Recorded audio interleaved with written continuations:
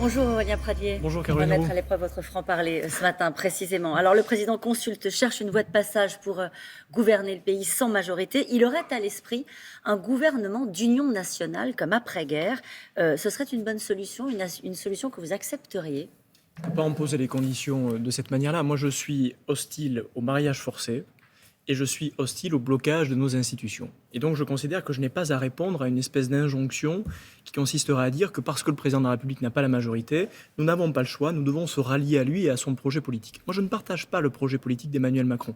Je le respecte, mais je ne le partage pas. Le principe du gouvernement d'union nationale, c'est que justement ça se fait sur une plateforme du gouvernement où chacun apporte ses propositions, apporte ce qu'il est. Moi, je suis dans l'opposition. Je suis dans l'opposition à ce qu'est Emmanuel Macron politiquement.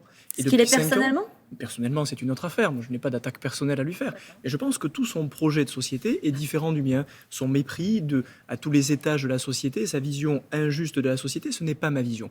Est-ce qu'il est capable de balayer cette vision-là pour rejoindre la vision des Républicains? Je ne le crois pas une seule seconde. Ce que je refuse, ce sont les bidouillages et les tripatouillages, non seulement parce que ça ne rendrait pas service à notre pays, mais ça ferait encore plus de mal à notre démocratie. Donc la porte est fermée. Elle n'est pas Merci, fermée. au revoir. Voilà ce que vous dites au chef de l'État. Je ne le dis pas aussi brutalement, peut-être, mais ce que je dis en revanche, c'est que le temps des tripatouillages, qui nous coûtent, y compris le résultat électoral que nous avons là, c'est terminé. Il n'est pas question de faire des mariages forcés, y compris dans cette situation. Donc Aurélien Pradier, j'imagine que du coup les LR arrivent avec une solution. La solution, c'est celle que nous allons présenter dès la semaine prochaine. Une série de propositions très concrètes sur le pouvoir d'achat, sur l'écologie, sur le handicap, tous ces sujets qui sont des sujets du quotidien pour nos concitoyens, qui ne sont pas des sujets négligeables. Tous ces sujets qu'Emmanuel Macron a refusés depuis 5 ans. À l'Assemblée nationale, on n'est pas resté spectateur depuis 5 ans. Moi-même, j'ai porté des propositions de loi. Combien ont été refusées par le gouvernement? Si Emmanuel Macron est prêt à reprendre l'ensemble des propositions des Républicains, pourquoi pas? Mais comment peut-il demain reprendre l'ensemble des propositions des Républicains, de la France Insoumise, du Parti Socialiste et du Rassemblement National? À quoi ça peut ressembler? Je ne le vois pas. Je ne vois pas du tout à quoi ça peut ressembler. Non, parce qu'il y a des informations qu'on n'a pas forcément évoquées ce matin dans les journaux, mais c'est très présent.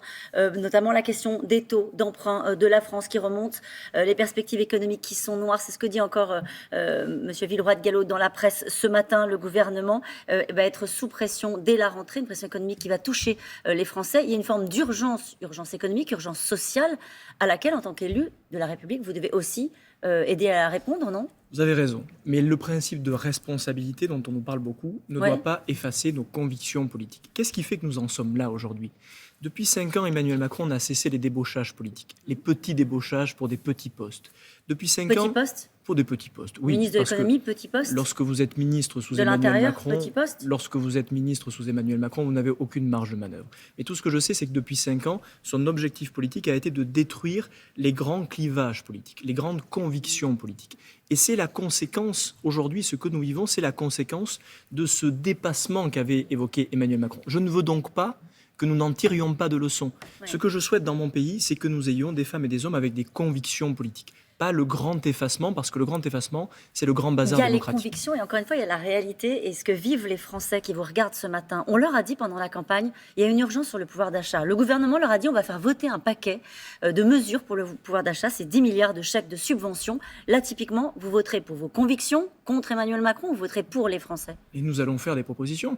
Dès que le texte va arriver, en amont, dès la semaine prochaine, sur la question du prix des carburants, ce que nous avons défendu, sur la baisse de la CSG pour nos retraités, sur la déconjugalisation de l'allocation adulte handicapé, tous ces sujets qui sont des sujets essentiels pour les Françaises et les Français, nous allons les poser sur la table. Vous lui demandez de reprendre les propositions et les programmes des LR. Que voulez-vous que nous fassions d'autre? Nous venons avec nos convictions, avec nos valeurs, avec notre volonté de défendre les Français.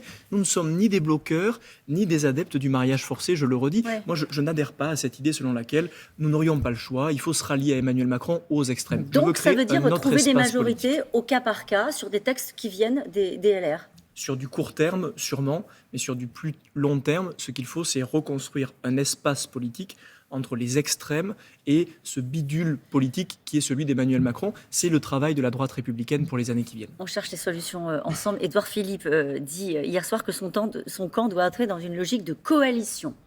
Est-ce que l'idée de participer à une grande coalition, comme le souhaite Édouard Philippe, ça peut être... Moi, je veux bien qu'on se paye de mots. Coalition, je ne sais pas ce que ça veut dire. Si c'est un mot poli pour cacher l'effacement des convictions et le débauchage, combien de ceux qui ont été débauchés pour des petits postes politiques, pour le gyrophare sur la voiture, nous ont expliqué qu'ils le faisaient pour l'État et pour le sens de l'État. Bref, derrière le mot coalition, il y a quoi? Si c'est l'effacement des convictions politiques, c'est non. Est-ce qu'il faut qu'Emmanuel Macron tranche un cap à droite? Est-ce que vous considérez que c'est la leçon de ce scrutin? Il y a deux leçons. La première, c'est que la politique, elle nécessite une forme de droiture. Quand vous tripatouillez, quand vous bidouillez, quand vous achetez les uns et les autres, vous perdez le sens de notre démocratie. Et je pense ensuite qu'Emmanuel Macron, il faut qu'il se trouve un cap politique. Mais ce n'est pas maintenant qu'il va le faire. Il n'en a pas de cap politique. Écoutez, c'est son ADN. Il est au début de son deuxième quinquennat quand même. Mais c'est son ADN à Emmanuel Macron, de ne pas savoir où il habite politiquement. Et d'ailleurs, c'est ce qu'il a vendu aux Français, pardon de le dire aussi simplement, au début de son aventure politique, en disant « moi je suis un peu de là et un peu de là ». Ça ne fonctionne pas et ce n'est pas sain pour notre démocratie. Je sais que c'est peut-être difficile à entendre pour nos concitoyens. Mais oui, parce qu'ils se disent on est parti pour 5 ans de désordre, on est parti pour 5 ans d'immobilisme. Ça ne sera pas 5 ans de désordre. Je vous ai dit que nous ferions des propositions. Mais je vous dis simplement qu'on doit tirer les leçons de tout cela. Il est temps de retrouver des repères dans le chaos. C'est un peu difficile à faire, mais c'est mon boulot. Est-ce que vous pensez que la droite a tiré les bons enseignements du vote du dimanche? Je l'espère. Je vais tâcher d'y apporter ma contribution.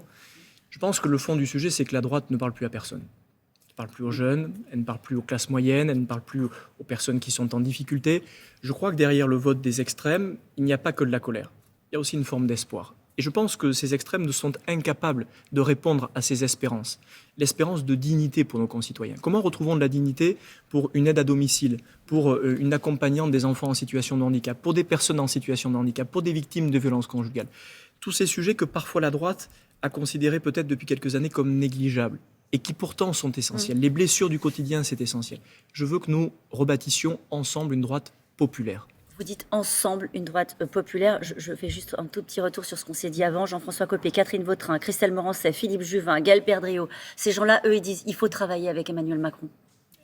On a une divergence politique. Et je pense qu'il est temps de la trancher. Vous savez, on ne peut pas avoir le cul entre deux chaises en permanence. Ça commence à bien faire. Chacun a le droit de faire des choix politiques. Si ces personnes-là veulent se rallier à Emmanuel Macron, qu'ils le fassent, mais qu'ils cessent d'être un peu dedans et un peu dehors. Un peu de clarté fera du bien à tout le monde. Clarté, y compris, donc vous le disiez à l'instant, sur la ligne politique. Vous êtes le numéro 3 du parti Aurélien Pradié. Vous défendez, on l'a entendu à l'instant, une ligne politique, on va dire, d'une droite sociale. C'est comme ça que vous la résumeriez? Une droite populaire. Une droite populaire. Français. Est-ce que le temps est pas venu pour votre génération, au fond, de prendre leurs responsabilités? La question est très simple, elle est très directe. On parlait tout à l'heure de votre franc-parler. Est-ce que vous êtes candidat à la présidence du parti LR? Candidat à reconstruire tout ça, oui. Est-ce que ça passe par la présidence des Républicains? Aujourd'hui, je n'ai pas la réponse. Pourquoi vous n'avez pas la réponse? Parce qu'il faut que je réfléchisse à cela. Et pour deux raisons. D'abord parce que ça doit être une aventure collective. Je pense que nous sommes arrivés au bout de certains cycles, que notre génération, elle peut être perturbante. Je comprends bien que c'est toujours agaçant d'avoir des plus jeunes qui secouent un peu le cocotier, mais on est là pour ça. Et je veux convaincre, y compris mes aînés, que la génération que je représente est une chance pour notre famille politique. Vous n'êtes pas encore convaincu, c'est pour ça que vous hésitez? Démocratie. J'y travaille. Mais dans tous les cas, je prendrai mes responsabilités, ou pour être plus concret encore, je n'enfilerai pas des perles pendant 5 ans à l'Assemblée nationale. Et je pense que nous avons besoin, de cette génération comme des autres, de bousculer les choses, y compris dans notre famille politique, dans les mois qui viennent. C'est salutaire pour tout le monde, plus que pour la droite. Je pense que ça fera du bien aux Français aussi. C'est important, au fond, peut-être de changer de manière de faire de la politique. Est-ce que ça veut dire que vous attendez, pour se dire les choses clairement, vous attendez de savoir si Laurent Wauquiez est candidat pour y aller vraiment? En général, pas peur des autres, y compris dans ma famille politique. Je veux simplement que ce soit une aventure collective. Moi, ce que j'ai appris, c'est qu'on ne réussissait pas en politique si on jouait seulement des aventures individuelles. Et donc, je veux que ce soit une aventure collective. Vous voulez convaincre tout le monde avant d'y aller? Vous voulez être sans candidat? Pas du tout. Je veux convaincre le plus possible de personnes et surtout, je veux me convaincre que c'est le bon chemin pour reconstruire la droite républicaine populaire. Est-ce que c'est de cette manière-là qu'il faut le faire ou d'une autre manière? Je n'en sais rien. Vous considérez que la droite, elle s'est un peu perdue pendant ces dernières années sur les questions identitaires, les questions d'immigration?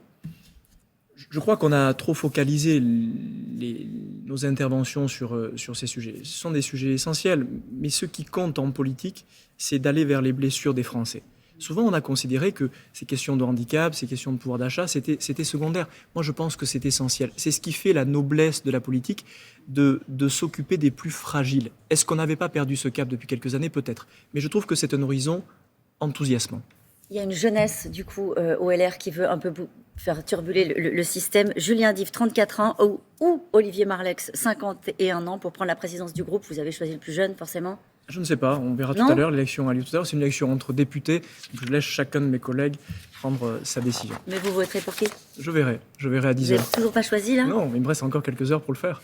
Dans Franchement, tous les cas, 7h51? dans tous les cas, vous avez raison, on va secouer le cocotier. Ok, merci. On y croit moyen, au Pachois. Non, on y croit moyen.